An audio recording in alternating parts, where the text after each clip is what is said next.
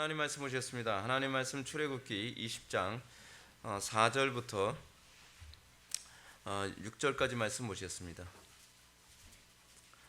출애굽기 20장 4절부터 6절까지 말씀. 구약성경 112페이지입니다. 구약성경 112페이지. 구약성경은 1000단위가 안 나오면 입이 잘 떠지지가 않아요.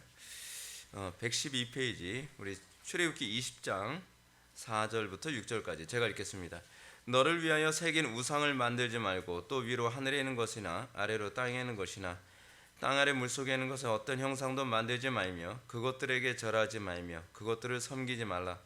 나 내 하나님 여호와는 질투하는 하나님인즉 나를 미워하는 자의 죄를 갚되 아버지로부터 아들에게로 3, 4대까지 이르게 하거니와 나를 사랑하고 내 계명을 지키는 자에게는 1000대까지 은혜를 베푸느니라. 아멘. 시간은 하이델베르크 요리문답 제3부 우리 감사에 관하여 우리 십계명 부분 살펴본다. 우리 35주일입니다. 96문 보시겠습니다. 제2계명에서 하나님께서 원하시는 것은 무엇입니까? 어떤 형태로든 하나님을 형상으로 표현하지 않는 것이고 하나님이 그의 말씀에서 명하지 아니한 다른 방식으로 예배하지 않는 것입니다.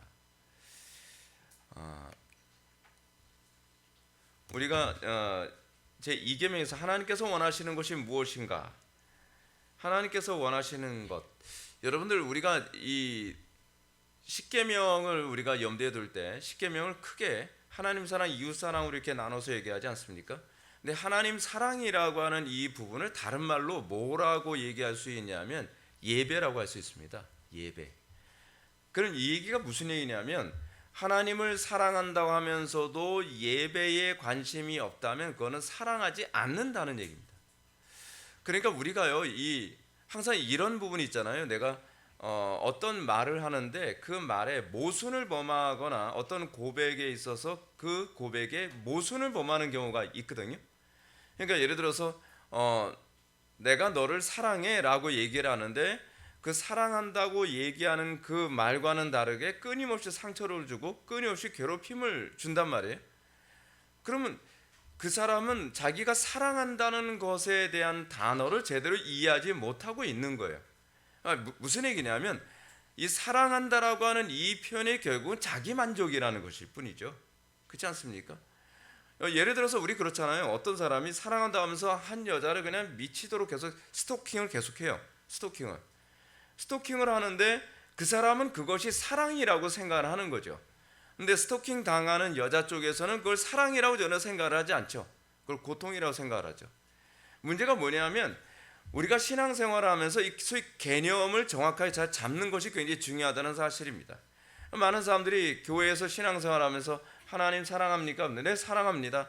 사랑한다고 얘기를 하는데 예배하고 완전히 예배 태도로 보면 하나님을 사랑하는 것처럼 보이지가 않는다는 거죠. 그래도 사랑해요. 아니, 사랑하는 게 아니에요. 하나님을 사랑한다고 했을 때에 나타나야 되는 고백이 예배입니다. 예배. 그래서 여러분들 보시면 아시겠지만 1계명부터 4번째까지의 계명이 대신 계명, 하나님을 향한 계명이라고 얘기하는데 이 계명이 다 예배에 관한 계명이에요. 그래서 1계명을 뭐라고 합니까? 오로지 하나님만 예배하라. 예배의 대상을 명확하게 규정하라는 것 아니겠습니까? 신앙생활에 있어서 우리가 내가 하나님을 예배하는지 내가 돈과 명예와 성공과 행복과 쾌락을 예배하는지 이것부터도 불분명하면 곤란하잖아요. 또는 하나님을 예배한다고 하면서 지금 제 1계명에 의미하는 바가 뭐예요? 하나님 앞에 다른 신들을 같이 예배하지 말라는 얘기거든요. 근데 우리는 소위 혼합신앙 같은 거를 우리 추구하잖아요.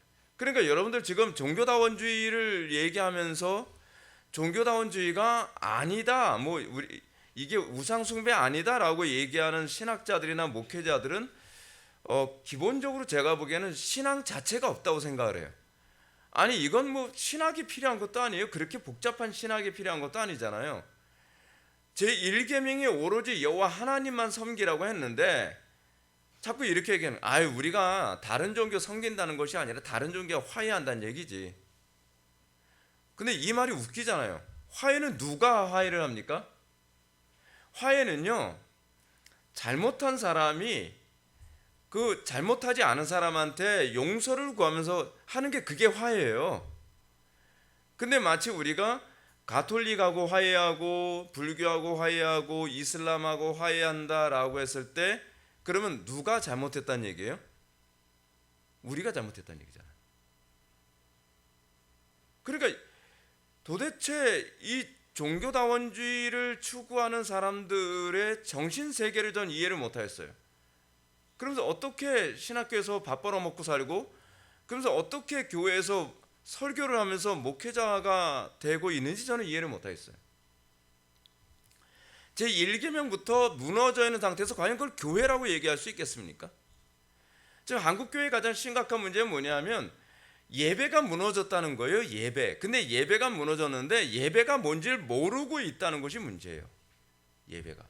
자, 1계명. 그래서 여러분들, 하나님께서 성령께서 우리의 마음속에 딱 조명을 해주셨을 때 우리의 마음속에 나타나는 것은 사실 1계명이 가장 먼저 나타나요. 나 우상 숭배했구나, 그거잖아요. 나는 하나님만 사랑하는 줄 알았는데 내가 다른 것도 겸하여 사랑하고 있었구나라고 하는 걸 성령께서 그 조명해 주시죠. 그때 우리가 많이 힘들어지죠. 그리고 두 번째 계명이 뭡니까? 제2계명은 참된 예배 대상으로서 여호와 하나님을 조금도 왜곡하지 말고 예배해야 될 것을 우리들에게 가르치고 있습니다. 하나님이 그렇게 만만한 분이 아닙니다. 하나님을 내 방식대로, 내 마음에 그 좋은 대로 막 예배하는 게 아닙니다. 그러니까 여러분들, 우리가 예배할 때 그렇잖아요. 기분 좋을 땐 예배 좀 잘하는 것 같다가 기분 나쁠 땐 예배 좀 대충 하고, 뭐 여유 있을 때는 하나님을 예배 잘하는 것 같다가 여유 없을 땐 하나님을 예배 잘 안 하고. 아니, 그거는 예배가 아니라니까요. 예배는요, 나에게 맞추는 것이 아니라 예배를 받으시는 하나님께 맞추는 거거든요. 하나님께 맞추는 거예요.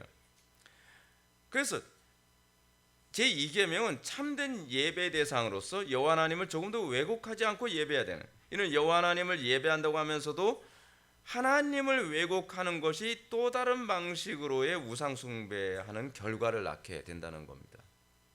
하나님을 예배한다는 것이 중요한 것이 아니라, 제1계명은 뭐예요? 하나님만 예배하라. 근데 그 하나님을 예배하는데 제대로 예배하라. 이게 2계명이에요. 그럼 3계명은 무엇입니까? 3계명은 안식일을 기억하여 거룩히 지키라잖아요. 그럼 그 날은 구별해서 하나님만 예배하라. 근데 사실은 좀 더 얘기하게 되면 좀 더 깊이 있게 얘기할 수 있습니다. 여호와 이름을 막는 데 일컫지 말라. 그렇죠? 여호와 이름을 막는 데 일컫지 말라. 그게 무슨 얘기예요? 이게 제가 결론적으로 얘기할게요. 다음 시간에 또 다루겠지만, 하나님의 영광을 드러내라는 얘기입니다.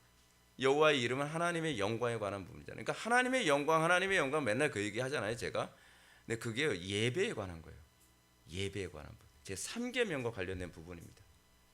그건 하나님을 참되게 예배할 때라야만 하나님의 영광이 들어가는 거죠. 하나님의 이름이, 부정어법으로는 망령되이 일컫지 않는 것인데, 긍정어법으로는 하나님의 이름이 찬송받게 만드는 거죠. 그렇죠? 그리고 네 번째 계명이 안식일을 기억하여 거룩하게 지키라. 이 부분도 사실 할 얘기가 상당히 많으니까 그럼 그때 가서 얘기하도록 합시다. 근데 우리가 이제 제2계명을 얘기한다고 했을 때, 지금 한국 교회가 지금 뭐부터가 지금 심각하냐 하면 예배부터가 되게 심각한데, 그 예배에 있어서 우리가 여호와 하나님만 예배한다라고 하는데, 문제는 그 예배의 그 대상으로서의 그 내용이 어떠냐에 관한 문제. 내용. 자, 고린도후서 11장 3절부터 4절 말씀 보면 바울은 뱀이 그 관계를 하와를 미혹한 것을 경계합니다. 바울이 뭐라고 얘기해요? 뱀이 그 관계로 하와를 미혹하였다. 근데 그 미혹이 어떤 미혹이냐? 너희 마음이 그리스도를 향하는 진실함과 깨끗함에서 떠나 부패하게 하는 것이라고 얘기합니다. 그러니까 진리를 부패하게 하는 것이라고 창세기를 해석하고 있는 거예요, 바울은. 근데 부패하게 하는 게 뭡니까? 실체가 있는데 실체를 왜곡하는 것이 부패죠. 실체를 왜곡하는 것. 그래서 사도 바울이 여기서 마지막으로 뭘 얘기하냐면 너희들이 다른 예수, 다른 영, 다른 복음은 참 잘 받아들인다. 이 부패한 그 하나님을 왜곡하는 것은 참 잘 받아들이는구나 라고 얘기하는 거죠. 신앙생활에서 우리가 정말 조심해야 될 게 그겁니다. 내가 하나님을 섬긴다고 해서 그 하나님을 정말 참되게 섬기고 있는지, 정확하게 섬기고 있는지 그거 보자는 거예요. 제가 지난 주일 안예배 때도 그런 말씀드리잖아요.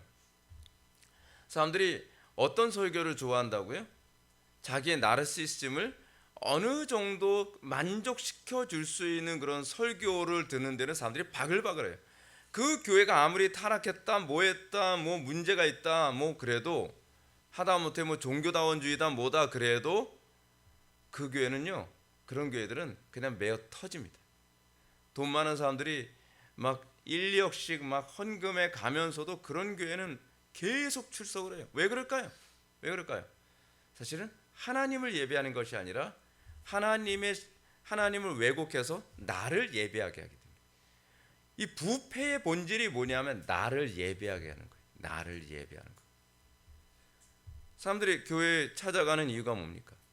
내 감정이 예배받고 싶은 것 아닙니까? 또는 내 생각이 예배받고 싶은 것 아닙니까? 여러분, 우리의 우상 숭배의 가장 본질이 뭐냐면 나거든요. 내가 숭배받고 싶은 겁니다. 그래서 사람들이 어떻습니까? 교회에서요, 조금이라도 내가 원하는 거 안 해주면 그냥 교회 금방 떠나잖아요. 왜냐하면 교회를 다니는 이유가 하나님을 예배하기 위해서 교회를 다니는 것이 아니라 나 같은 사람 그 높여주지 않으면 누가 높여주겠어? 그러면서 거들먹거리면서 예배당에 온다니까요. 그래도 제가 뭐 국회의원입니다, 뭐 그러면서요. 근데 그런 사람들이 교회에 오는 이유가 뭐예요? 자기가 예배받고 싶어서 오는 거예요. 예배받고 싶어서. 또 그런 사람들 또 세워다가 또 사람들한테 예배하도록 해요. 그러니까 나라가 이 모양 있고 이 모양이죠. 하나님을 예배하는 게 뭔지를 모르는 사람이 목회자가 돼 있는 것이, 이것이 문제입니다. 다른 예수, 다른 영, 다른 복음, 거기에 사람들이 환호하는 거죠. 그렇죠? 신사도 운동 같은 경우도 그렇지 않습니까? 이제 제가 이번에 로마서 강에 이제 준비하면서 돌아오는 주일날에는 은사에 관한 부분을 한 2주 정도 좀 강의해야 될 것 같아 이제 생각을 하는데, 결국 그 은사주의 운동에서도 결국 그거거든요. 은사주의 왜 많은 사람들이 이렇게 빠지고 그런지 아십니까? 내가 신이 되는 것 같은 건 즐거움이 있거든요. 나에게서 어떤 신비적 은사가 나오고 병 고치는 은사가 나오고 뭐 장풍이 나가고 뭐 사람들이 쓰러지고, 그런 사람들이 자기를 숭배하는 것 같은 그 즐거움에 사람들이 그 은사주의에 환장하고 있는 거거든요. 그래서 은사주의 교회에 다니는 사람들의 특징이 뭐냐면 자기도 그 은사 받고 싶어서 막 환장하는 거예요. 왜냐하면 나도 신이 되고 싶다는 겁니다. 나도 신이 되고 싶다. 사탄은 항상 진리를 부패시켜 사람들을 미혹하여 넘어지게 합니다. 이런 사실은 출애굽기 32장에서도 이스라엘 백성들이 여러분 황금 송아지 섬긴 것이 뭡니까? 우상 숭배한다고 의식하고 황금 송아지 만든 것 아니었습니다. 그 사람들이 황금 송아지를 만들고서 사람들이 뭐라 하냐면 이는 여호와의 절기라, 여호와의 절기를 도용합니다. 자, 이게 굉장히 흥미로운 게 뭐냐면 여호와의 절기를 사용해서 번제와 화목제라고 하는 그 제사 제도를 사용해서 얼마든지 우리는 다른 예수, 다른 영, 다른 복음을 추구할 수 있다는 겁니다. 찬송가를 부르면서도 우리는 하나님을 예배하지 않을 수 있습니다. 예배당에 와서도 우리는 하나님을 예배하지 않을 수 있습니다. 하다못해 개혁주의 교리를 우리는 들으면서도 하나님을 예배하지 않을 수 있습니다. 제가 개혁파 신학을 하는 그 입장에서 제가 여러분한테 말씀드린 게 그거 아닙니까? 개혁파 신학을 왜 사람들이 추구할까요? 그 지성을 예배하고 싶은 거예요.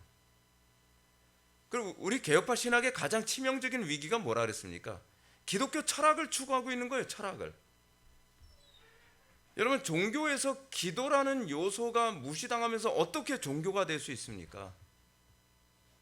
그렇지 않습니까? 여러분, 전 세계 어떤 종교도요, 종교가 그 아웃사이드로 이렇게 밀려나간 그런 종교가 없습니다. 이 철학 이외에는 거의 기도를 굉장히 중요시 여기거든요. 근데 유독 우리 개혁파 교회만 보면은 기도를 되게 별로 좋아하질 않아요. 맨날 지식 얘기하는 걸 되게 좋아해요. 하나님에 대해서 얘기하는 걸 되게 좋아하죠. 근데 정작 하나님에 대한 그 지식이 나하고 아무 관계가 없는 지식이라는 게 중요한 거예요. 오웬하고는 관계가 있는 지식이죠. 그렇죠? 로이드 존스하고는 관계가 있는 지식이고, 스펄전하고는 관계가 있는 지식이고, 버년이나 그렇지 않으면은 그 위대한 청교도들하고는 다 관계가 있는 지식인데, 정작 그럼 당신은 자기하고는 아무 관계가 없는 거예요. 그냥 카더라라고만 얘기할 수 있는 거죠.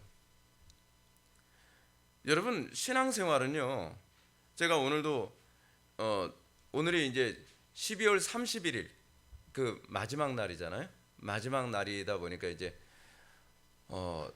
로버트 그 머레이 맥체인 목사님 성경 읽기표 이제 맨 마지막 부분을 이제 보는데, 맨 마지막 부분 중에 하나가 그 말라기예요. 말라기. 근데 그 말라기 부분에서 보게 되면은 하나님을 예배한다고 하는 그 말라기 부분에서 보게 되면 거기서 누구의 하나님, 누구의 하나님, 누구 하나님이라고 하는 이런 개념이 나오거든요. 중요한 건 이겁니다. 우리의 하나님이 나의 하나님이라는 인식이 있는가에 관한 부분을 좀 고민할 수 있어야만 해요.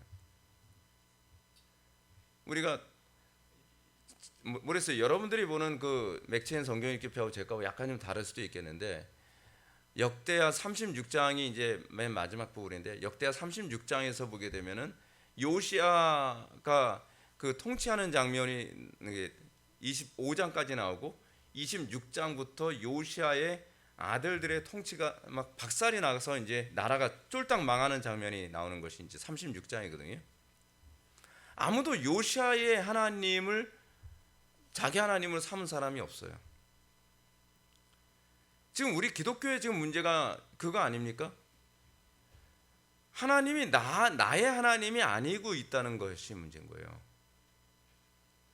신앙은 그런 거예요. 하나님은 인격적인 분이시기 때문에 지식에 머물러 있고 이론에 머물러 있다면 여러분들하고는 아무 관계가 없어요.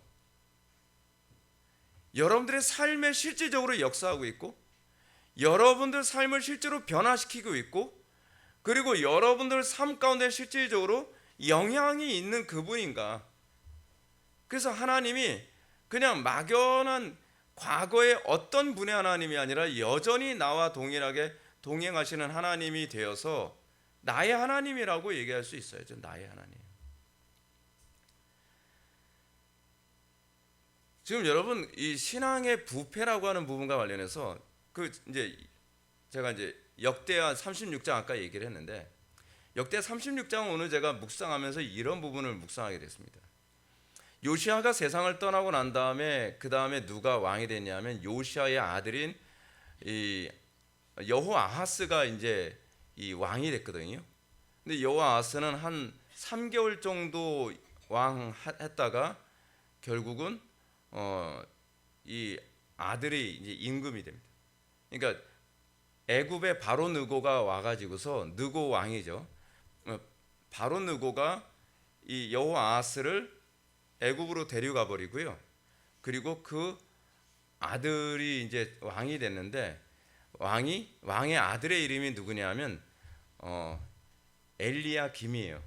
엘리야김. 근데 엘리야김이 무슨 뜻이냐면, 저는 엘리야김이라고 이름을 줬는데 그러니까 그 백성들이 엘리야김으로 딱 세웠어요. 근데 바로 느고가 엘리야김의 이름을 바꿔줘요. 여호야김이라고요. 그래서 왜 이름을 바꿔줬을까라고 생각을 했는데 이게 정치적인 어떤 수단이었어요. 그러니까 그러니까 엘리야 김이라는 게 무슨 얘기냐면 엘리 하게 되면 나의 하나님이라는 얘기거든요. 나의 하나님이 세우셨다라는 뜻이에요. 이거는 신앙 고백이잖아요. 신앙 고백. 근데 여호야 김은 뭐냐면 여호와께서 세우신다라는 얘기예요. 그럼 그 여호와께서 세우신다라고 하는 이름을 지은 이유가 뭘까요? 내가 세웠어. 내가 세웠는데 그 여호와께서 세우신 거야. 라고 하면서 바론 느고가 자기에게 저희 성경에 하나님의 신적 권위를 빌려서 이 정치적으로 수완을 쓴 거예요. 그래서 이름을 그렇게 바꾼 겁니다. 여러분, 우리가 하나님의 이름을 이런 식으로 도용하는 일들이 얼마나 많이 생기는지 아십니까? 진짜 신앙 고백으로서 우리가 하나님을 바라보는 것이 아니라 내 삶 속에서 하나님의 이름을 이용하듯이 우리가 사용하는 경우가 얼마나 많냐는 겁니다. 필요할 땐 하나님의 이름 이용해 먹고 내가 불리할 때는 배신 때리고, 그거는 신앙이 아니죠. 그건 신앙이 아닙니다. 우리가 하나님을 예배한다라고 했을 때 우리는 하나님의 이름을 어떻게 더 선명하게 드러낼 것인가를 고민하는 것이 그것이 예배자의 모습이거든요. 자, 요리문답은 제2계명에 대해서 이렇게 가르칩니다. 첫째, 어떤 형태로든 하나님을 형상으로 표현하지 않는 것이다. 하나님을 남자의 형상이든 여자의 형상이든 땅 위에 있는 아무 짐승의 형상이든지 새의 형상이라든지 곤충의 형상이라든지 어족의 형상이라든지 더 나아가 이방 종교의 우상으로 만들지 않도록 해야 된다. 여러분, 왜 이방 종교에서는 자꾸 신의 형상을 이렇게 뭐 동물 같은 거나 사람 형상을 자꾸 만들었을까요? 우상이라고 하는 것은요, 하나님의 속성에 특정한 한 부분만을 숭배하는 행위가 그게 우상 숭배입니다.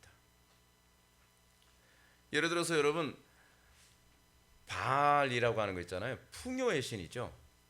근데 그 풍요의 신이 왜 나왔겠습니까? 하나님의 속성 중에 한 부분만을 섬기게 되어진 거예요. 이게 신앙생활에서 그렇습니다. 어떤 사람들은 신앙생활하면서 이 기복신앙이 좀 유난히 심한 그런 교단들이 있잖아요. 근데 그런 데 특징이 뭡니까? 하나님께 나한테 복 주실 것이다. 맨날 복 얘기하죠. 하나님이 복 주시는 분 맞습니다. 근데 하나님은 복만 주시는 분은 아닙니다. 하나님을 우리가 섬긴다고 했을 때에 우리가 정말 조심해야 되는 것이 뭐냐면, 하나님의 특정한 하나의 속성 때문에 하나님을 여러분들이 섬긴다고 한다면 여러분들은 다른 예수, 다른 영, 다른 복음을 믿고 있는 겁니다. 그게 우상 숭배의 전형이에요. 그래서 여러분들 그 신사도 운동이라든지 그렇지 않으면 오순절 교단이라든지 뭐 그런 데 보게 되면은 막 병 고치는 것, 어떤 특화된 교회들이 많이 있잖아요. 어쨌든 뭐 성공을 주로 많이 주는 교회, 뭐 긍정의 힘, 뭐 그런 교회. 그렇지 않으면은 뭐 기사회적으로 막 금가루 날리고 뭐 그런 교회들. 이거 우상 숭배입니다. 우리가 하나님을 믿는다고 한다면 하나님의 전인격을 다 믿는 것이어야 되거든요. 그럼 우리 한번 생각해 볼까요? 우리는 하나님이 나에게 복 주실 때는 하나님이 아멘이 되는데, 하나님이 나의 죄에 대해서 징계하시는 것에 대해서는 아멘이 안 된다면 이거 문제 있는 것 아닙니까? 하나님께서 나한테 사랑하신다라고 하면서 나에게 긍정적인 부분에 영향을 주실 때는 아멘이 되는데, 내가 좋아하지 않는 부분을 주셨을 때도 아멘할 수 없다면 그거는 하나님을 사랑하는 게 아니죠. 하나님을 믿는다고 했을 때는 하나님의 전인격을 다 믿는 겁니다. 근데 우리는 하나님의 이런 속성은 마음에 드는데 하나님의 이런 속성은 나는 마음에 들지 않아. 신앙은요, 하나님이 전체가 다 하나님의 전체를 다 사랑하게 되는 겁니다. 그래서 우리가 다윗을 보게 되면 다윗이 하나님을 사랑하는 부분은요, 그냥 어떠한 특정한 부분만이 아닙니다. 하나님께서 징계하시는 것도 사랑해요. 하나님의 모든 속성을 다 사랑합니다. 주의 율법을 주야로 묵상한다고 했을 때에 그 율법의 모든 부분을 다 사랑한다는 얘기지, 어떤 특정한 부분만 마음에 들어서 사랑한다라고 하면 그게 우상숭배. 그게 우상숭배. 그래서 이런 부분들이 나타난 것이 뭐냐면, 여러분, 우리가 신앙생활하면서 실족하게 될 때가 어떤 때입니까? 하나님께서 나에게 행복을 보장해 주신다고 생각을 했는데 나한테 행복을 안 주시는 것 같아요. 거기서 나 이제 예수 안 믿어. 예수 안 믿는 건 이전부터 안 믿었던 사람이에요. 그 사람은 처음부터 행복을 숭배했던 사람이지 예수 믿었던 사람이 아닙니다. 내가 병 고쳐달라고 하는데 왜 병도 안 고쳐줘? 나 이제 예수 안 믿어. 그 사람은 처음부터 예수 믿은 사람이 아니에요. 처음부터 병 고치는 것에 대한 그것만 믿었던 거죠. 그러니까 그건 신앙이 아닌 거예요. 신앙이. 우리가 방금 전에도 이제 불렀던 그 손양원 목사님의 그 찬송시 있지 않습니까? 꽃이 피는 봄날에만 주의 사랑 있음인가? 아니죠. 그렇죠. 그리고 추운 겨울에도 주의 사랑 여전하죠. 그렇죠. 하나님의 모든 분이, 그래서 우리의 신앙이 정말 건강하고 정상적인 신앙인가 아닌가를 규정하는 중요한 시금석이 뭐냐면 범사에 감사하는 겁니다. 그리고 하나님의 모든 결정에 대해서 우리가 감사함으로 나갈 수 있는 것이어야만 합니다. 그게 신앙입니다. 또 이런 차원에서 볼 때 이제 여러분이 형상화하면 안 된다. 여러분 중세 로마 가톨릭에서 가장 심각한 논쟁 중에 하나가 뭐냐면 형상 문제 가지고서 논쟁을 많이 했거든요. 그러니까 이 하나님을 숭배하는데 형상을 만드는 것이 옳으냐 옳지 않냐 뭐 이런 문제. 근데 로마 가톨릭에서는 사람들이 글씨를 잘 모르니까 사람들한테 어떻게 해요? 그 그림이나 그렇지 않으면 성상을 보면서 그것으로 신심을 얼마든지 강화시킬 수 있다라고 박박 우겼어요. 박박 우겼단 말이에요. 성상 만드는 것 자체가 사실은 계명을 어긴 거잖아요. 근데 이 사람들은 그렇지 않다. 성상 만들면서 신심이 얼마나 좋아지는 줄 아냐. 근데 그 신심이 과연 어떤 신심인지는 또 다른 문제잖아요. 천주교인들이, 그러니까 천주교의 교황이나 신부들이 원하는 신앙이냐 아니면 성경이 원하는 신앙이냐는 별개 문제잖아요. 여러분, 이게 굉장히 중요한 문제입니다. 어떤 목사님이 자매님 신앙 좋으네요. 형제님 신앙 좋으네요. 그게 어떤 면에서는 그 목사님의 주관일 수 있습니다. 신앙이 좋고 나쁘고는 누가 사실은 판단하십니까? 하나님이 판단하시는 거잖아요. 근데 천주교 사제들은 뭐라 하냐면 내가 보니까 마리아상 만들어 놓고 예수상 만들어 놓고 뭐 이렇게 베드로상 만들어 놓고 뭐 성인상 만들어 놓으니까 사람들이 그거 보면서 신심 좋아지던데 라고 얘기를 하는 거죠. 근데 그것은 얼마나 고집스럽게 이 자기 주장을 피는 건가 했을 때 이거 잘못된 거죠. 근데 이것도 잘못된 건데, 제가 번에도 여러분들한테 그 이미지 보여줬던 것처럼, 그런데 그것에서 넘어서서 바티칸의 시스티나 성당에 천지창조에다가 누구의 얼굴을 갖다 붙여놨죠? 하나님 얼굴에다가 제우스 얼굴을 갖다 놨어요. 여러분, 이 정도면은 우상숭배가 아니라고 얘기할 수가 없잖아요. 완전 판박이잖아요. 아담의 얼굴에다가 아폴론의 얼굴을 집어넣었단 말이에요. 또 그 시스티나 성당 들어가는 입구에서 예수님이 최후의 심판하는 그 장면이 나오는데, 그게 예수님 얼굴이 아니라 수염도 없는 이상한 한 청년이 와서 뭐 이렇게 심판하는 장면이 나오잖아요. 그 얼굴이 태양의 신 아폴론의 얼굴이잖아요. 그러니까 우상 숭배가 아무렇지도 않게 생각해요. 아무렇지도 않게. 하나님께서 뭐라고 말씀했어요? 하나님의 형상을 만들지 말라라고 했으면 아무것도 만들지 말아야죠. 근데 뒤에서 이제 우리는 그 얘기도 하게 될 텐데, 사실 주일학교에서도 만들면 안 돼요. 주일학교에서도. 근데 지금 한국 교회 안에는 주일학교 안에서 예수님이 굉장히 코믹한 얼굴로 자꾸 등장한단 말이에요. 이거 허물어진 지 굉장히 오래됐어요. 둘째, 하나님이 그 말씀에 명하시지 않은 다른 방식으로 예배하는 것도 우상 숭배 행위가 됩니다. 이것은 자기 자신을 위해 예배하지 말라는 의미죠. 왜요? 여러분들 4절 다시 한번 보시게 되면 오늘 보면 너를 위하여 새긴 우상을 만들지 말고 라고 되어 있습니다. 우상 숭배의 본질을 뭐라고 얘기하고 있는 거냐면 너를 위하여라고 얘기하는 거예요. 우상을 만드는 본질이 뭐예요? 나를 위해서 만드는 거예요. 나를 위해서. 그러니까 우상 숭배가 되는 이유가 뭐냐면 내가 그러니까 나를 위해서라고 하는 부분만 딱 들어가면 모든 것이 다 나오는데, 이 성경에서 계속 우상 숭배와 관련된 부분이 나올 때는 너를 위하여가 항상 같이 따라서 이렇게 가게 됩니다. 그래서 여러분들 회중들이 요구하는 게 뭡니까? 목사님, 우리를 위해서 좀 찬양도 좀 경쾌하고 현대적인 거로 하면 안 될까요? 목사님, 우리를 위해서 좀 설교는 좀 짧으면 안 될까요? 목사님, 예배는 좀 더 현대적인 거로 하면 안 될까요? 여기에 가장 심각한 문제는 뭐냐면 성경이 그들의 관심이 아니라 자기를 위한 거예요. 자기의 취향.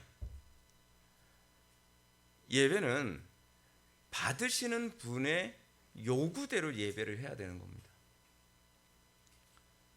근데 사람들은 이런 거죠. 내가 편안한 시간대에 내가 좋아하는 음악으로 그 내가 좋아하는 분위기와 어떤 조건으로 예배를 하게 한다면 난 예배에 참석하겠다. 근데 그렇지 않으면 난 예배에 참석 안 하겠다. 그래서 요즘에 나타나는 것이 뭐죠? 젊은이들을 위한 예배. 이 자체부터가 우상숭배라는 걸 얘기하고 있는 거예요. 어떻게 젊은이들을 위한 예배가 있을 수 있죠? 여러분, 이거 문법상으로도요, 예배 대상은 젊은이들이에요. 그렇잖아요. 근데 이걸 아무렇지도 않게 젊은이들을 위한 예배, 또 불신자들을 위한 예배, 그래서 뭐 열린 예배 같은 거 만들고 그러잖아요. 그런 사람들은 예배가 전도의 도구가 된다고 생각하는 경향성이 있습니다. 여러분, 전도 집회와 예배는 다른 겁니다. 예배의 본질은 하나님이 올바로 계시되는 것에 초점이 맞춰져야만 합니다. 회중들의 취향이 아니에요. 회중들이 즐거워야 되고, 회중들이 재미있게 설교를 들을 수 있어야 되고. 여러분, 조금만 우리가 한번 생각해 봅시다. 여러분들은 아마 제 얘기가 현실적이지 않다고 들릴 수도 있습니다. 그런데 잘 보십시오. 구약시대 때나 신약시대 때 설교가 회중들의 눈높이에 맞춘 적이 있을까요? 없을까요? 없습니다. 사람들이 듣고 싶어하는 수준 또는 그런 레파토리, 그게 설교나 예배의 중심을 이루지 않았습니다. 사람들이 들어야 될 설교란 겁니다.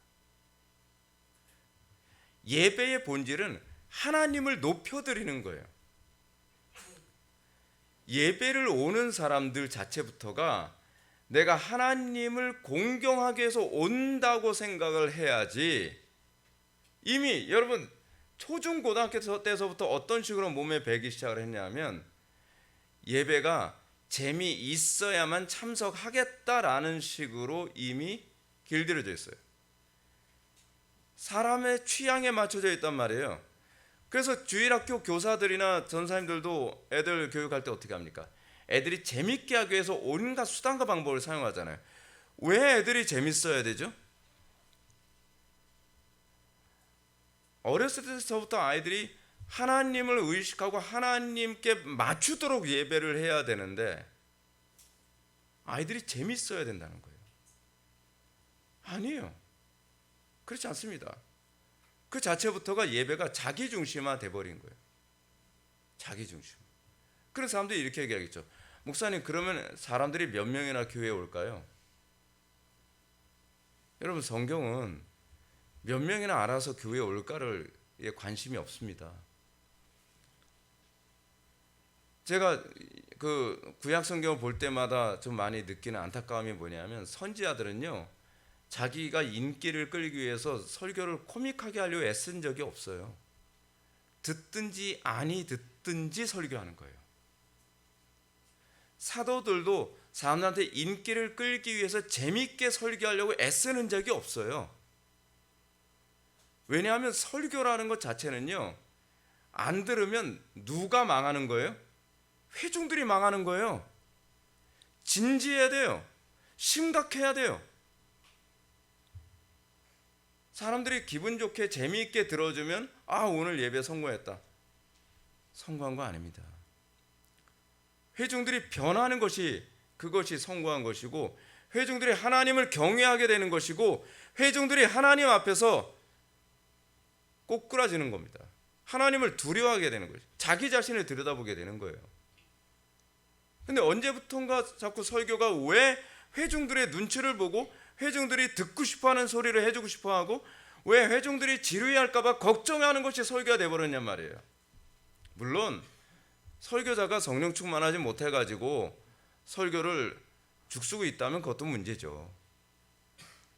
근데 중요한 건 회중들은 그 설교를 통해서 하나님을 경외하고 하나님을 예배하게 하는 데 초점이 맞춰져야 된다는 거예요. 예배는 자기 자신을 예배하는 것이 아니라 하나님을 예배하는 겁니다. 거기서부터 깨져나가야 돼요. 예전에 사람들이 이제 개척 초반기 때, 우리 교회에서 개척 초반기 때 그런 적이 있었습니다. 개척교회고 교인 한 10명 안쪽 모이고 그러니까 어떤 자매가 목사님, 제가 이 주일날에는 친정도 갔다 와야 되고 뭐하고 해야 되는데 예배 시간을 옮겨주시면 안 되나요? 황당한 거죠. 황당한 거예요. 아니, 교인 숫자가 많든 적든 예배잖아요. 근데 조그만 개척교회 처음 시작하는 거라고 자기 가족들 몇 명 빠지면 썰렁해지니까 자기 중심으로 예배 시간을 살짝 좀 옮겨달라는 거예요. 팀 모임도 옮겨달라는 거예요. 그래서 제가 노회에서 이제 어디 이동하고 있다가 제가 전화를 받았는데 제가 굉장히 그 얘기 듣고 노했죠. 그래서 교회 때려치라 그랬어요. 다른 교회 알아보라고. 나는 그런 식으로 당신한테 시간을 맞춰가면서 나는 그렇게 예배하는 거 아니라고 생각해요. 예배는 당신이 맞추는 것이지 어디 예배를 자꾸 이렇게 맞춰라, 저기 맞춰달라, 자기 취향대로 맞춰달라 이렇게 하면 안 된다고. 그래서 그날로 보냈어요. 그냥. 이게 한국교회 교인들이 예배가 어느 정도로 진중해야 되는지조차를 모르는 거예요. 그걸 모르는 겁니다. 레위기 10장 1절부터 2절을 보면 아론의 두 아들 나답과 아비후가 여호와께서 명하지 않은 다른 불을 향로에 담아 분향함으로 죽임을 당하는 장면이 나오죠. 나답과 아비후가 이 향로에다 불을 담아야 되는데 그 하늘로부터 내려온 이 하나님께서 명하신 그 불을 담아야 되는 거였거든요. 근데 이 나답과 아비후가 술을 마셨다 그래요. 뒤에 보면은. 그러니까 자기가 내키는데 아무 불이나 갖다 붙인 거죠. 불만 붙으면 되는 거 아니에요? 그런 거죠. 근데 불은 붙였는데 그것이 하나님께서 내리신 불이 아니라 세속의 불이니까 성전에서 불이 나와서 나답과 아비후를 불살라 죽여버렸어요.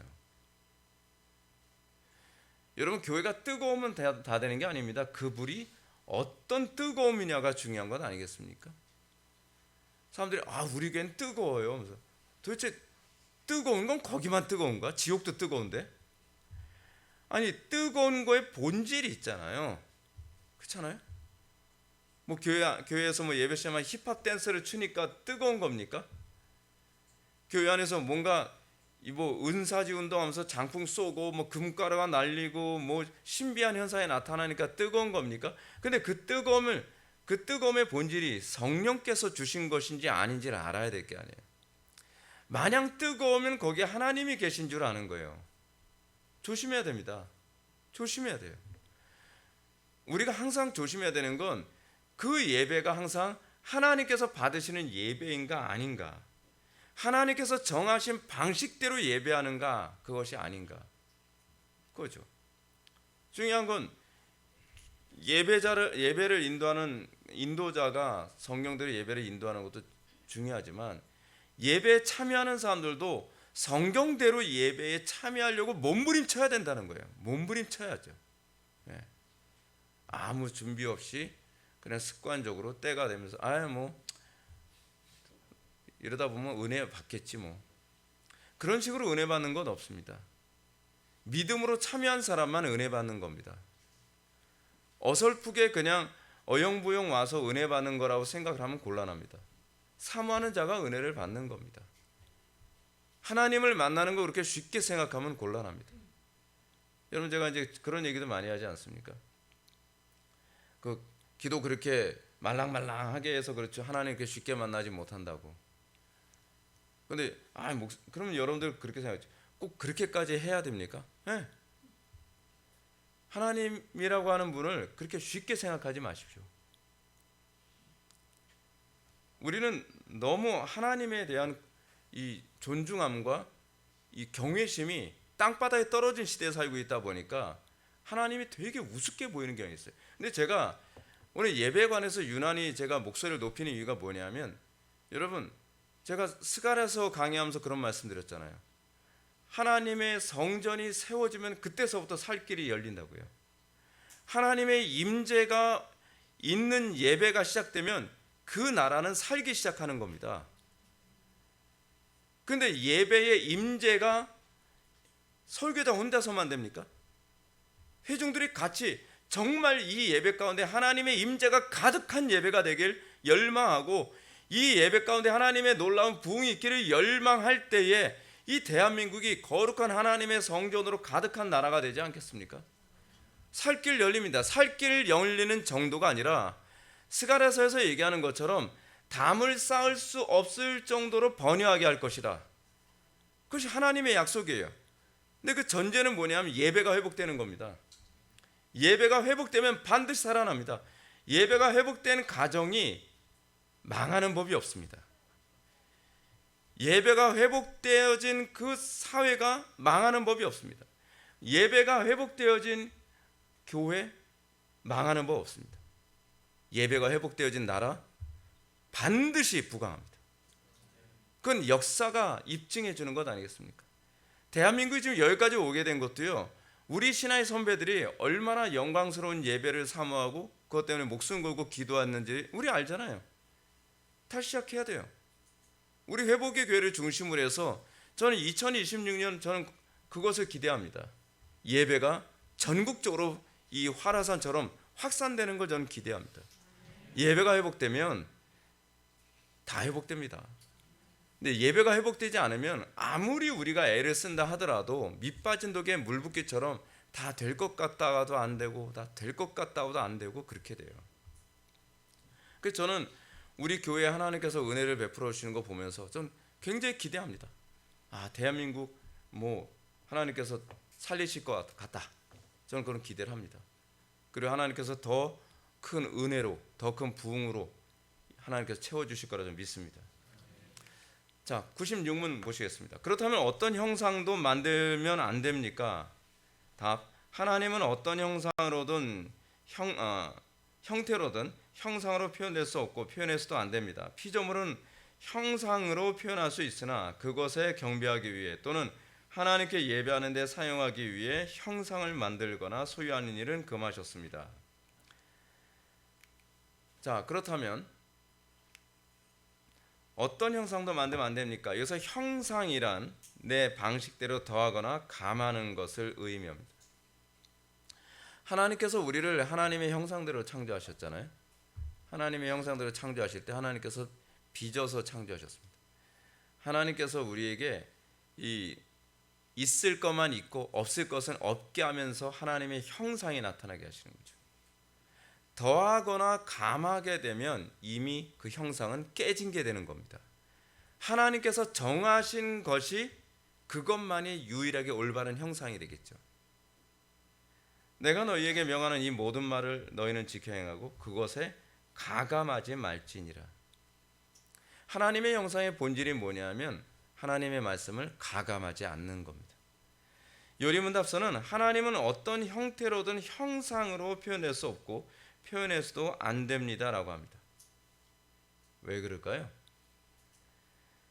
아무리 좋은 의도라 한다 할지라도요, 우리가 하나님의 영광을 형상을 드러내려고 할 때 이미 우리가 드러내게 되면 사람의 형상이 돼버려요. 그렇죠? 우리가 해서 하나님의 영광이 드러나지 않습니다. 하나님의 형상이 드러나지 않습니다. 이런 차원에서 하나님의 형상, 즉 영광을 드러낼 수 있는 존재는 오로지 하나님밖에 없습니다. 그죠? 그래서 예수님은 하나님의 영광의 광채라고 얘기하죠. 그럴 수밖에 없어요. 왜냐하면 예수님은 하나님이시니까. 예수님이 완전한 인간이시지만 완전한 하나님이셔야만 되는 이유가 뭐냐면 하나님의 형상, 하나님의 영광을 드러낼 수 있는 분은 하나님밖에 없기 때문에 그렇습니다. 자, 그런데 하나님께서 우리에게 하나님의 영광을 드러내며 살라고 그래요. 그럼 여러분들이 이걸 여러분들의 의지에 호소하고 있는 것으로 보입니까? 아니면 은혜에 호소하고 있는 소리로 들립니까? 은혜죠. 우리는요, 우리 결단력과 우리의 의지와 우리의 노력으로 하나님의 형상을 드러낼 수가 없습니다. 하나님의 영광을 드러낼 수가 없어요. 우리가 아무리 애를 써도 그거는요, 우리가 하나님의 뜻을 가감하는 것밖에 안 됩니다. 그래서 주님께서 우리에게 요구하시는 게 뭡니까? 내가 온전하니 너희도 온전하라. 우리가 어떻게 온전해요? 그 얘기는 무슨 얘기입니까? 그리스도와 연합해야만 가능하다는 겁니다. 여러분, 하나님께서 그래서 우리에게 요구하시는 것이 뭐예요? 바울이 그걸 이렇게 표현했잖아요. 로마서에서요. 믿음으로 하지 않은 것은 다 죄니라. 믿음을 따라 하지 않은 건 다 죄가 되는 겁니다. 믿음을 따라 했다라고 하는 건 뭘 얘기하는 겁니까? 그리스도께서 나를 통하여 행하지 아니한 것은 다 뭐예요? 하나님의 형상에 위배됨, 하나님의 영광에 위배된다는 얘기입니다. 하나님께서 우리를 구원하신 목적은 착하게 살라고 구원하신 그 정도 수준이 아닙니다. 하나님의 영광이 드러나게 하는 거예요. 그래서 예수님께서 부자 청년에게 요구하는 게 무엇이었습니까? 사람의 힘으로 불가능한 수준을 요구하시죠. 그러니까 제자들이 뭐라고 얘기합니까? 주여, 누가 그러면 부자가 하나님 나라에 들어가는 것이 낙타가 바늘귀를 들어가는 것만큼 어렵다라고 얘기하니까 제자들이 뭐라고 얘기해요? 그럼 누가 그렇게 할 수 있겠습니까? 사람으로는 할 수 없고 하나님만 하실 수 있느니라. 여기서 지금 선행을 얘기하는 얘기가 아닙니다. 예수님께서 말씀하시는 건 하나님의 영광이 나타날 수 있는 상태가 어떤 것이냐에 관한 얘기라고 하는 겁니다. 우리가 구원받은 것이 뭐 때문에 구원받은 거예요? 하나님의 영광을 드러내도록 우리는 구원받은 거예요. 하나님께서 인간을 창조하신 목적이 그거 아닙니까? 하나님의 영광을 드러내도록 우리를 창조하신 거였는데 인간이 타락하고 나서 하나님의 형상을 깨뜨리는 상황이 되어버렸잖아요. 예수님께서 우리를 위해 십자가에 못 박혀 돌아가시고 우리가 예수를 믿음으로 하나님께서 우리를 통해 기대하시는 것이 뭐냐면 결국 그런 거예요. 사람으로는 할 수 없고 하나님만 할 수 있는 그 삶을 살게 하는 거. 하나님의 영광을 드러내는 거. 그렇죠. 하나님의 영광은 그런 거죠. 오로지 하나님만 하실 수 있는 겁니다. 따라서 성도가 하나님의 영광을 드러내기 원한다면 인간의 의지가 필요한 것이 아니고요. 인간의 지식이 필요한 것이 아닙니다. 그래서 제가 알미니안 주의에 대해서 제가 부정적으로 생각을 하는 거예요. 알미니안주의는 뭐 하나님의 은혜가 뭐 99%고 인간의 의지가 1%다 웃기는 얘기예요. 하나님의 영광이 드러나는 데 있어서 1%라도 인간의 힘이 들어가면 그건 이미 하나님의 영광이 아닌 게 돼버려요. 그렇지 않습니까? 그리고 우리 개혁주의가 지금 문제가 이거 아닙니까? 교리 열심히 공부한다고 해서 하나님의 영광 나타나는 게 아니에요, 여러분. 그 교리대로 살게 하시는 분이 하나님이세요.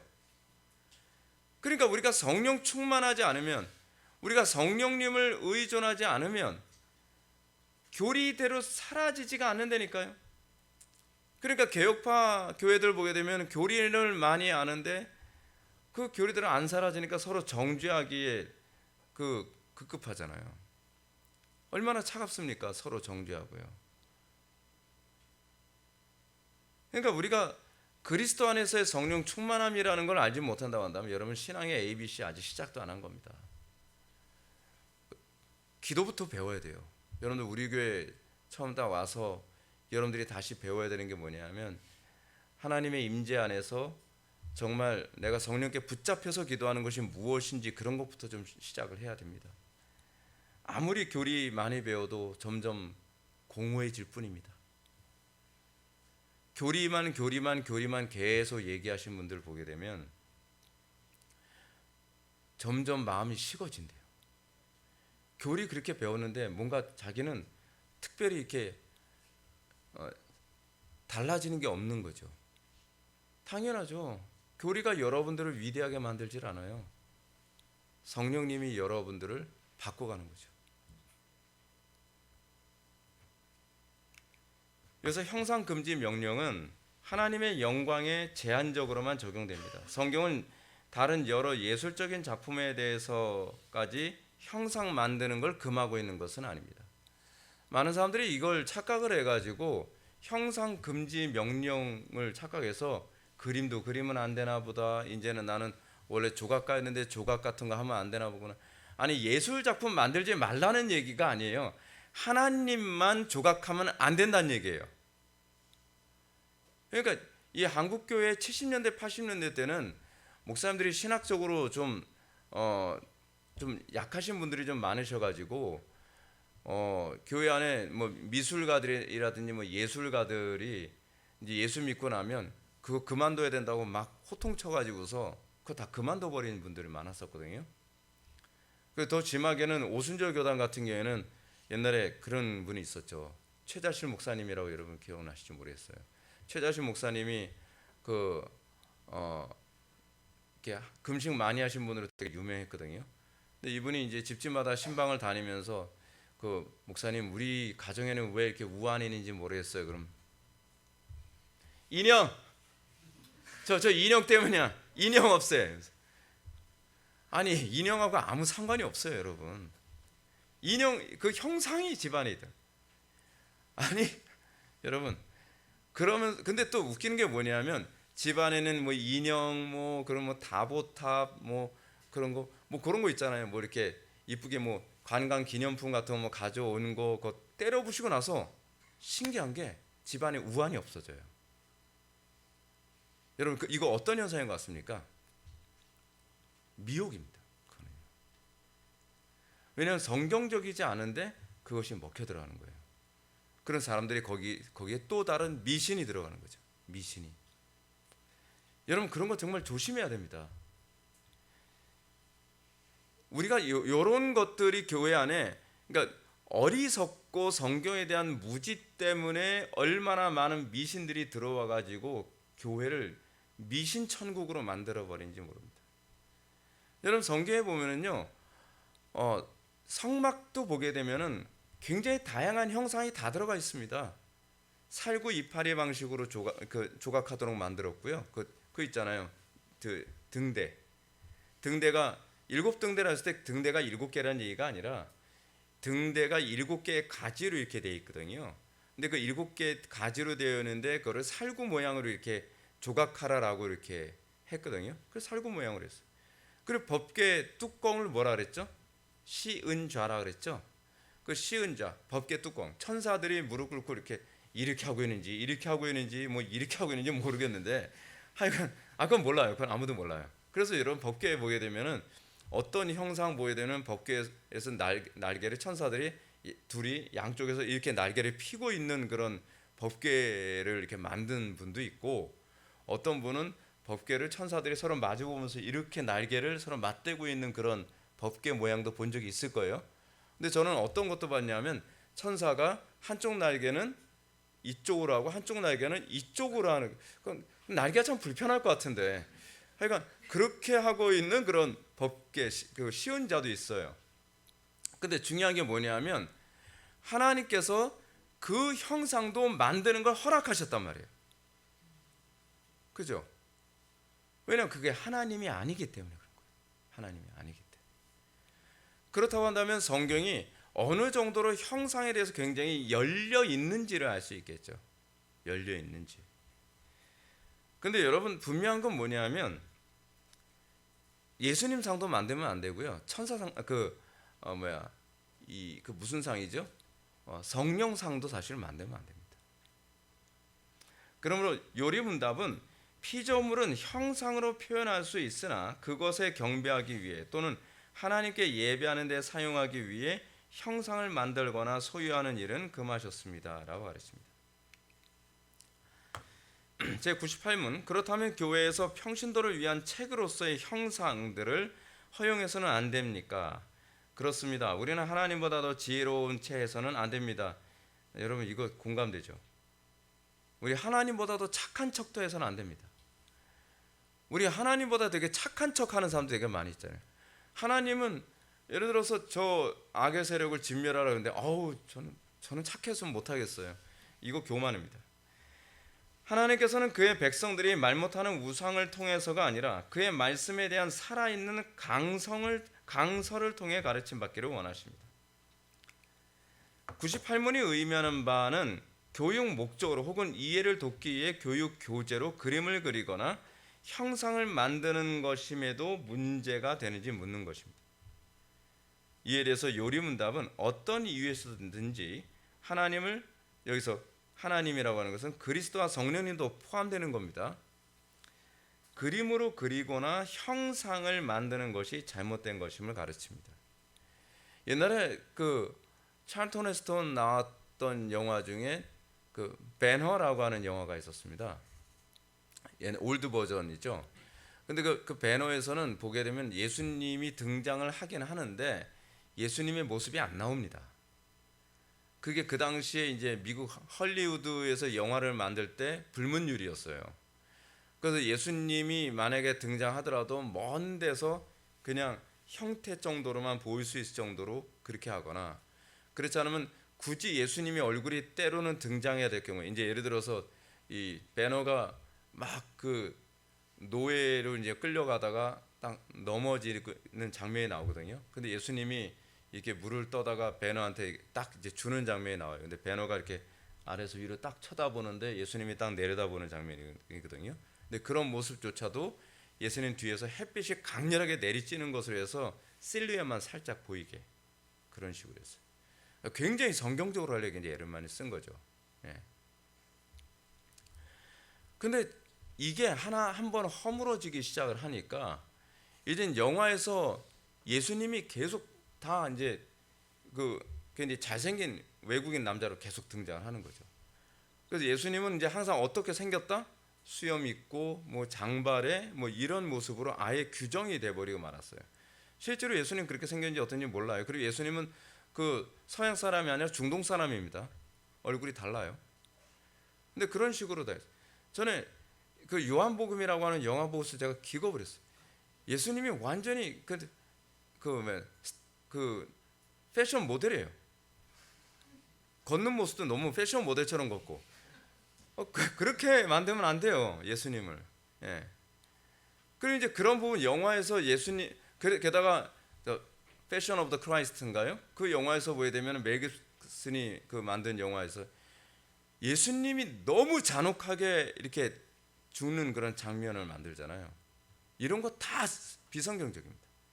실제로 멜 깁슨이 천주교 신자이기 때문에 그런 식으로 영화를 만들었다 그래요. 근데 그거를 또 교회에서 또 열심히 보여줘요. 열심히. 그리고 그 예수님이 마리아의 그 품에서 이렇게 돌아가셔가지고 이렇게 누워 있는 장면 이렇게 나와요. 그 피에타상 그대로 이렇게 모습 보여주고 있는 거잖아요. 그러니까 가톨릭의 교리 체계를 계속적으로 그런 식으로 심어준 건데, 그런 걸 또 교회에서도 그냥 막 보여주고 괜찮은 영화다. 그 괜찮은 영화 아닙니다. 그리고 너무 잔인해가지고 한 19금 막 되는 거로 제가 알고 있습니다. 그렇게 하면 안 됩니다. 여러분, 그렇게 하면 안 돼요. 근데 거기서 이제 좀 더 넘어서 가지고 예수님을 이제 아예 캐릭터로 만들어 가지고 뭐 귀여운 예수님, 뭐 방글방글 예수님 막 이런 걸 계속 만들어 가지고, 여러분 그렇게 하면 안 돼요. 그러니까 예수님이 다 만만해 보이는 거예요, 애들이. 예수님 그렇게 만만하게 보실 만한 분이 아니거든요. 근데 예수님을 다 캐릭터로 만들어 가지고요, 이게 지금 보통 심각한 문제가 아닙니다. 이거 심각하지 않게 생각을 하거든요. 성경이 아니라 그러면 아닌 거예요. 그래서 얘기하는 게 이거 아닙니까? 우리는 하나님보다도 지혜로운 채 해서는 안 됩니다. 이게 하이델베르크 요리문답 워딩이에요. 지혜로운 채 하면 안 돼요. 우리가 봤을 때 좀 미련해 보인다 할지라도 예수님 그림 없어도 말씀으로도 얼마든지 애들 마음속에 그리스도를 심어줄 수 있습니다.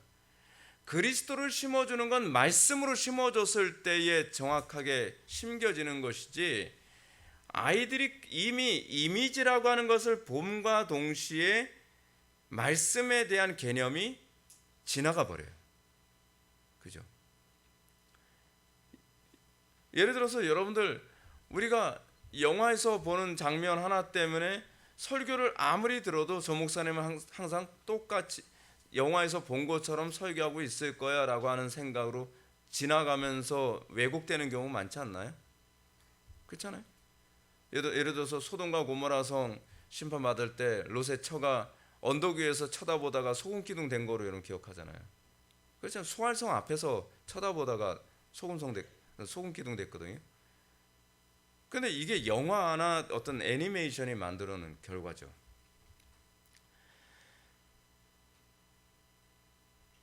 다시 말해서 신앙교육을 위해 하나님께서 정하신 것을 넘어서는 것은 스스로 교만에 빠진 것임을 질책하는 것입니다.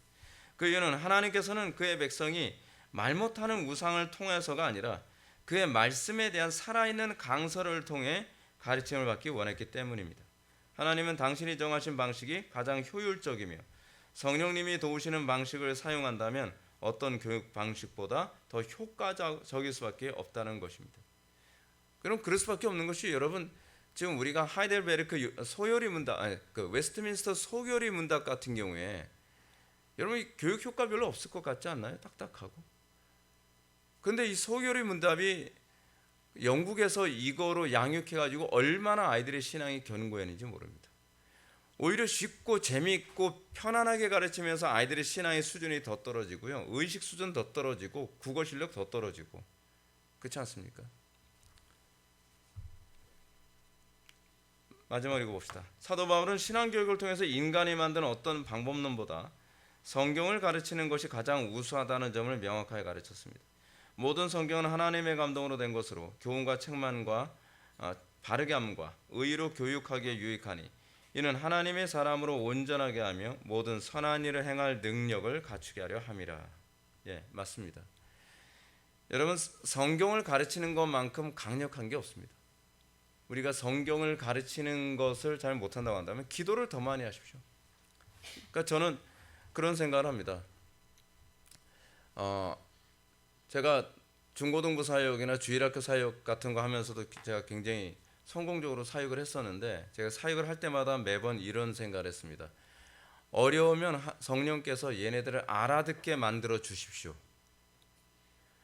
그러니까 설교의 수준을 낮추는 것이 아니라 하나님께서 걔네들로 하여금 이 설교를 알아들을 수 있도록 끌어올려 달라고 기도를 했어요. 설교를 타협하는 것이 아니라 기도로 그걸 땡기는 법을 배워야 돼요. 여러분, 그게 믿음 아닙니까? 그러면서 세상을 정복해 나가는 거예요.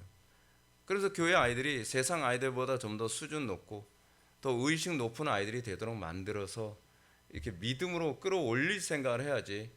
지금 우리는 점점 어떻습니까? 애들 눈높이 맞추겠다고 점점 수준을 끌어내려서 정말 수준이 아주 바닥인 수준으로 애들 교회 교육을 하죠. 근데 정작 세상 교육은 어떻습니까? 세상의 악을 교육받는 건 그냥 어른들만큼 악하게 교육을 받잖아요. 여러분, 요 얘기만 하고 제가 마칠게요. 교회에서는 어떻게 하든지 쉽게 가르치려고 애를 쓰죠. 쉬운 거 가르치려고요. 근데 실제로 여러분, 교회 밖에 아이들이 만화 영화 같은 거 보더라도요, 걔네들은 뭐 진화론에 관한 것들이라든지 전문 용어들 다 잘잘잘 깹니다. 그러니까 어떻게 하든지 높은 수준의 것까지 아이들이 다 섭렵하도록 세상은 그런 식으로 끌어당기는데, 우리는 믿음이라고 하는 가장 강력한 무기를 사용하려고 하기보다는 성령께서 들리게 만들어 주시고, 성령께서 보게 만들어 주시고, 성령께서 깨닫게 만들어 주실 거라고 하는 믿음을 사용하기보다는 우리의 이 잘난 체하는 그 이성적 수단을 가지고서 좀 더 쉽게, 좀 더 재밌게, 좀 더 유치하게, 그렇게 해서 더 많은 아이들이 교회 안에 모이도록 했어. 옛날에 우리 때 같은 경우는 뭐 매빅이라고 하는 걸 하고 그랬거든요. 전도사님들이 아주 유치하게 슈퍼맨 옷 입고 가지고 뭐 헬멧 쓰고 뭐 이게 마이크 여기다 하고 다니면서 애들한테 짠짠짠 슈퍼맨 나타났다 하면서, 너희들 오늘 그 퀴즈 맞히면 사탕 줄게 하면서 완전히 막 아수라장에 애들이 막 저요 저 그러면 애가 뭐 맞추면 막 사탕 집어던지고 서로 사탕 잡으려고 애를 쓰고, 자 그러면서 저렇게 해서 도대체 뭘 얻자는 거지? 지식을 얻었다고 해서 신앙을 얻은 건 아니거든요. 하나님 경외하는 법을 다 잃어버리게 만들어요. 예배가 아니라 아수라장이고 쓰레기장이에요. 그러면서 아이들이 반응이 좋았으니까 성공했다고 생각하는 거예요. 영적 감각 0도 없는 인간들. 하나님 경외할 줄도 모르고 하나님에 대한 감각 같은 건 전혀 없고 그냥 재미있으면 그것이 성공했다고 생각. 이게 실용주의죠. 그러니까 한국교회가 이렇게 양성해낸 한 세대가 지금 다 쓰레기가 된 겁니다. 쓰레기가 된 거예요. 지금 국회에 있는 사람들, 나라 말아먹는 사람들, 여야를 불문하고 다 자칭 기독교인이래요. 그 사람들 주일학교 그런 식으로 한 사람들이에요. 그 사람들 결국 그런 괴물들이 탄생한 겁니다. 믿음이 필요합니다. 하나님을 경외하는 세대가 필요합니다. 근데 하나님 경외하는 건 분명히 기억하십시오. 부모부터 경외하는 법을 보여주십시오. 교회에 맡긴다고 해서 여러분들의 자녀들이 하나님 경외하는 법 배우지 않습니다. 제가 매번 강조하는 것이지만 여러분들의 자녀들이 하나님 경외하는 법은 부모한테 배우는 겁니다. 부모의 예배 태도, 부모의 하나님께 대한 그 태도, 그거를 자녀들이 옆에서 보면서 하나님 경외하는 겁니다. 우리 교회 무조건 데려왔다고 해서 애들이 믿음이 막 팍팍 들어가겠지. 부모가 예수님 안 믿을 경우엔 가능해요. 제 경험상 그렇습니다. 제가 유치부서부터 제가 중고등부, 제가 청년부까지 다 사역을 해봤는데, 부모가 교회 다닌다고 하는데 신앙적인 모범을 안 보이는 애들은요, 진짜 패 죽인다 해도 믿음 안 들어가더라고요. 불경건이 뽑히지가 않아요. 왜냐하면 집에 가서 맨날 부모의 불경건을 보니까. 근데 아예 부모님이 교회를 안 다니는 애들 경우에는 경건의 기준이 저예요. 전도사나 그렇지 않으면 담임 목사. 그러니까 걔네들은 신앙이 더 빨리 들어가죠. 그러니까 지금 한국교회의 심각한 문제는 뭐냐면 부모부터 회개해야 됩니다. 부모의 불경건부터 회복해야 돼요. 그러지 않으면 자녀들 다 지옥 보냅니다. 우리가 이 예배의 중요성 다시 한번 생각하면서, 우리가 2026년, 이제 내일이면 2026년인데 우리가 가장 시급하게 개혁해야 될 것은 예배입니다. 한국교회 예배의 개혁을 위해서 여러분 기도해야 되고요. 예배만 개혁되어지면 다 해결됩니다. 진짜 회복됩니다. 근데 예배가 개혁되지 않은 상태에서 뭐 교인 숫자 더 많이 불러 모으고 언제까지 이거에 마귀한테 속을 겁니까? 교인 숫자 많은 교회들이 다 배도하고 있잖아요 지금. 근데 여전히 정신 못 차리고 숫자 노름이나 하고 그러고 있으면 안 되죠. 우리가 한 사람 한 사람 하나님을 참되게 예배하고 하나님을 참으로 경외하고 두려워하는 그런 교회가 점점 늘어난다면 대한민국은 이전 영광보다 더 찬란한 영광을 누리게 될 것을 믿으시기 바랍니다. 기도하시겠습니다. 사랑이 많으신 하나님, 우리의 문제가 어디에 있는지는 아주 간단한 줄 압니다. 하나님을 참되게 예배하지 않음이 대한민국의 위기를 가져왔고 한국교회가 정말 아무런 영향도 끼치지 못하는 심각한 이 상황까지 오게 된 줄 압니다. 예배의 본질부터 회복하는 한국교회가 되게 하여 주시고 우리 회복의 교회에 주님께서 은혜를 풍성하게 부어주사 예배의 회복에 강력한 영향력을 행사하는 그런 귀한 교회로 2026년 쓰임받게 하여 주옵소서. 예수님의 거룩하신 이름으로 기도 올려옵나이다. 아멘.